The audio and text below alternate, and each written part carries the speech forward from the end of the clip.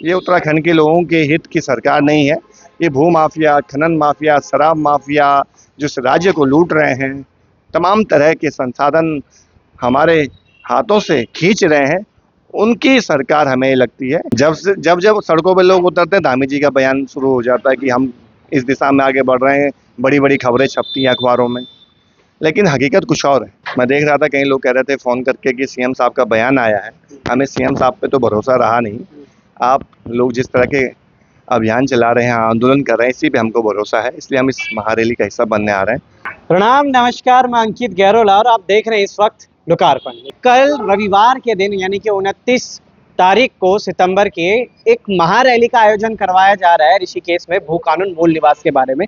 मगर हमारे उत्तराखंड की विडंबना देखिए कि यदि कुछ हमें चाहिए होगा तो शायद हमें पहले आंदोलन पे उतरना पड़ता है, या फिर हमें कोई रैलियां करनी पड़ती हैं, या फिर हमें लड़ना पड़ता है और फिर जाके शायद हमारे उत्तराखंड को कुछ मिलता है। मैं ऐसा क्यों कह रहा हूँ उसका जवाब मोहित जी आराम से मुझे लगता है आप दे पाएंगे, और आप समझ भी रहोगे मैं ऐसा क्यों कह रहा हूँ। क्योंकि कल सोशल मीडिया पे धामी जी का एक वीडियो बहुत तेजी से वायरल होता हुआ सामने आता है, जिसमें धामी जी कहते हैं कि हम भू कानून मूल निवास से उसके संबंध में एग्री करते हैं कि भाई हाँ ये जो है ये होना चाहिए उत्तराखंड में। उसके विषय में बात करेंगे मोहित जी से।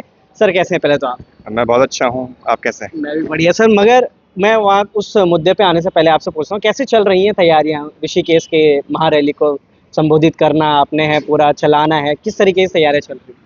तैयारियां लगभग हमारी पूरी हो गई है और ऋषिकेश टीम लगातार तैयारियों को अंतिम रूप दे रही है और बहुत ऐतिहासिक महारैली होने जा रही है।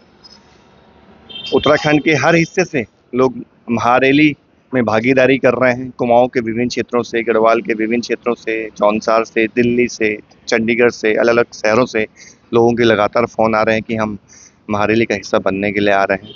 आप समझ सकते हैं कि जब लोगों के अंदर अपने जल जंगल ज़मीन के सवाल जो है, अपने मूल निवास के सवाल, अपने मजबूत भू कानून को लेकर जो लोग आज सड़कों पे आ रहे हैं, तो इस दर्द को, इस भावना को सरकार को भी महसूस करना चाहिए कि आखिर जनता क्या चाहती है। ये बहुत सारे गंभीर विषय हैं क्योंकि हमारा हिमालय राज्य है और एकमात्र ऐसा राज्य जिसके यहाँ बहुत ही कमज़ोर कानून भू कानून का है। इस वजह से हमारी ज़मीनें लगातार बिक रही हैं और लगातार एक लूट का रास्ता जो खुला है उससे हमारे लोग भूमिहीन होते जा रहे हैं और तमाम तरह के जो उद्योग यहाँ लग रहे हैं, चाहे रिजॉर्ट कल्चर शुरू हुआ हो, चाहे हमारे यहाँ होटल इंडस्ट्री शुरू हुई, हमारे लोग जिन्हें मालिक होना चाहिए था वो आज नौकर चौकीदार बनकर रह गए। तो हमारी यही कोशिश है कि इस मूवमेंट को आगे बढ़ाया जाए। हमारे अस्तित्व की लड़ाई है, हमारे अपने संस्कृति को बचाने की, अपने स्वाभिमान को बचाने की लड़ाई है। तो भाई अभी आपने एक नौकर शब्द का इस्तेमाल किया कि हमारे उत्तराखंड में जिसकी भूमि वही नौकर बन के घूम रहा है, मगर अब तो धामी जी का एक ऐसा बयान सामने आता है जिसमें वो कह रहे हैं कि भाई अब नौकर ही मालिक होगा। तो इस विषय में क्या कहेंगे, क्योंकि भली बात है आप जान रहे हो कि मैं किस विषय में बात कर रहा हूँ। देखिए, हम यही चाहते हैं कि हमारी ज़मीनें हैं तो मालिक भी हमारे लोग रहें, उनका मालिकाना हक बरकरार रहे अपनी ज़मीन पर, और जो भी उद्योग लगे हमारे लोगों की इसमें भागीदारी हो, वो मालिक बनकर काम करें, ना कि चौकीदार नौकर बनकर।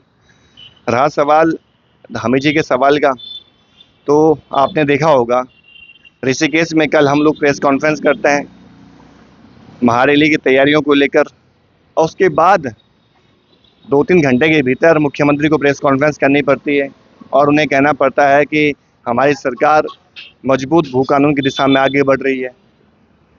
लेकिन मैं सरकार से और धामी जी सवाल पूछना चाहता हूँ, जब जब महारैली होती है राज्य में तब आप नींद से जाग जाते हैं, जब जब लोग सड़कों पे आते हैं आपकी नींद खुलती है। आप तो इस मिट्टी में पैदा हुए हैं, आपने यहाँ का अन्न खाया, इस मिट्टी का। आपकी जिम्मेदारी भी तो अपने राज्य के अस्तित्व को बचाने की बनती है। आपको इतना समय मुख्यमंत्री पद पर हो गया है, लेकिन कभी भी आपने इन गंभीर विषयों पर बात नहीं की। अब बात करते भी हैं आप तो सिर्फ अखबारों की सुर्खियां बनाने के लिए, मीडिया में खबरें चलाने के लिए, सिर्फ मैनेजमेंट करने के लिए, ताकि जनता के बीच ये संदेश जाता रहे कि सरकार भू कानून की दिशा में आगे बढ़ रही है, अब सारा समाधान निकलने वाला है।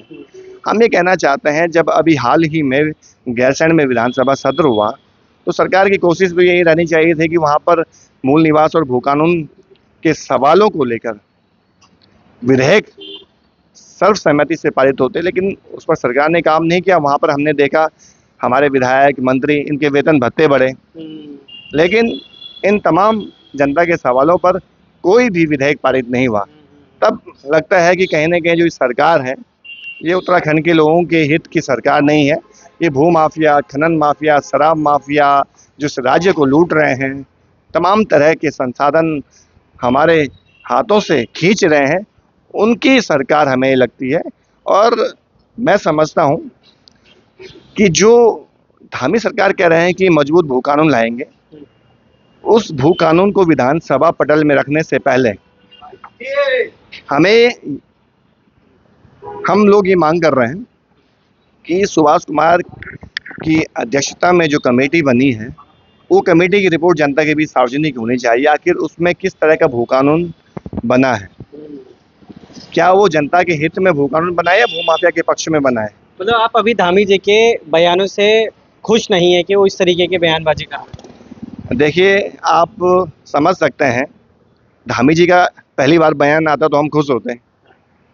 जब सड़कों पे लोग उतरते हैं, धामी जी का बयान शुरू हो जाता है कि हम इस दिशा में आगे बढ़ रहे हैं, बड़ी बड़ी खबरें छपती हैं अखबारों में, लेकिन हकीकत कुछ और है। हम जिस तरह के भू कानून की मांग इस राज्य में मांग रहे हैं, क्या वास्तव में सरकार उस दिशा में आगे बढ़ रही है?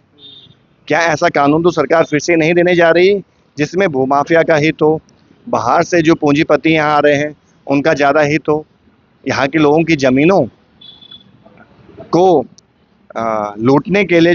लगता है कहीं ऐसा ना हो कि यहाँ की ज़मीनों को लूटने के लिए सरकार ऐसा लूप फॉल उसमें छोड़ रही हो। तो ये हमें इस बात की चिंता है, और हम जो चाहते हैं, हम ये चाहते हैं कि इस राज्य में ऐसा मजबूत कानून हो कि बाहर से आने वाला कोई व्यक्ति कृषि भूमि ना खरीद सके, और जो लोग शहरी क्षेत्रों में 30 वर्षों से रह रहे हैं, वो कोई भी व्यक्ति हो सकता है, उत्तराखंड की ज़मीन पे जो 30 सालों से रह रहा हो, उसी को आवास बनाने के लिए 200 से और 250 वर्ग मीटर तक की ज़मीन दी जाए। उद्योगों के लिए सरकार ज़मीन लीज पर दे, ये हम सरकार से मांग कर रहे हैं। और हम यही चाहते हैं कि हमारी बहुत सीमित मात्रा में कृषि भूमि इस राज्य में है, अगर वो नहीं बचेगी तो हमारे पास जब अपनी ज़मीनें नहीं होंगी तो हमारे लोग भूमिहीन हो जाएंगे, और आने वाले समय में हमारी अपनी ही राज्य में अपनी ही पहचान का संकट भी खड़ा हो जाएगा, अपनी भाषा का संकट खड़ा हो जाएगा, अपनी अस्मिता का संकट खड़ा हो जाएगा। तो जो कुल मिला के ज़मीनों को बचाने की लड़ाई है, वो अपनी पहचान से जुड़ी हुई लड़ाई है। पहचान से जुड़ी हुई लड़ाई है। सर, सीएम जी का बयान आता है तो क्या लगता है आपको कि कल महारैली में लोगों की तादाद बढ़ने वाली है, या फिर जो आपने आंकड़े लगाए थे वो आंकड़े घटने वाले? क्योंकि अब तो उन्होंने बिल्कुल आश्वासन देते हुए कह दिया कि भाई हम भू कानून मूल निवास को लाने वाले, तो अब क्या लगता है, तादाद कम होने वाली है, बढ़ने वाली है? देखिए, सीएम साहब का जब से बयान आया है तब से लोगों में उत्सुकता और जाहिर होने लगी है कि अब तो हमें रैली में जाना ही जाना है। मैं देख रहा था कई लोग कह रहे थे फ़ोन करके कि सीएम साहब का बयान आया है। हमें सीएम साहब पे तो भरोसा रहा नहीं। आप लोग जिस तरह के अभियान चला रहे हैं, आंदोलन कर रहे हैं, इसी पे हमको भरोसा है, इसलिए हम इस महारैली का हिस्सा बनने आ रहे हैं। तो मैं समझता हूँ कि जनता के अंदर उनका विश्वास खत्म हो गया है, क्योंकि वो पहली बार बयान नहीं दे रहे हैं, हर बार इस तरह के बयान देते आए हैं। तो जनता भी समझ गए हैं ये सिर्फ बयानवीर हैं, ये जो धाकड़ बोलते हैं, खुद को धाकड़पन इनके अंदर दिखाई नहीं दे रहा है।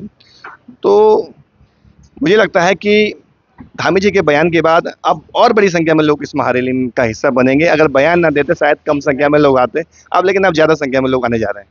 आपकी मुस्कुराहट मुझे बता तो जरूर रही है ये सारी बातें कि कुछ तो होने वाला है कल महारैली में, मगर उत्तराखंड की राजनीतिक गलियारों में लगातार कुछ ना कुछ ओत-प्रोत होती रहती है, तब जब फिर से कोई व्यक्ति समाज सेवी बनकर सड़कों में उतर आता है, आंदोलन पे उतर आता है कि आज मेरे उत्तराखंड को इस चीज़ की ज़रूरत है, तो फिर राजनीतिक गलियारें थोड़ा हिल जाती हैं। मगर देखना ये होगा कि इतने तमाम बयानबाजी के बाद क्या कल सच में ऋषिकेश में सुबह 10 बजे मिल पाएंगे, या फिर वही चीज़ हो सामने आएगी जो अभी डिमरी जी ने कहा कि शायद ये सब बयानबाजी जुमलेबाजी हो रही है। चलिए, बहुत बहुत धन्यवाद, बने रहिएगा लोकार्पण के साथ। तब तक के लिए जय हिंद, जय भारत, जय उत्तराखंड। सुबह 10 बजे मिलते हैं कल।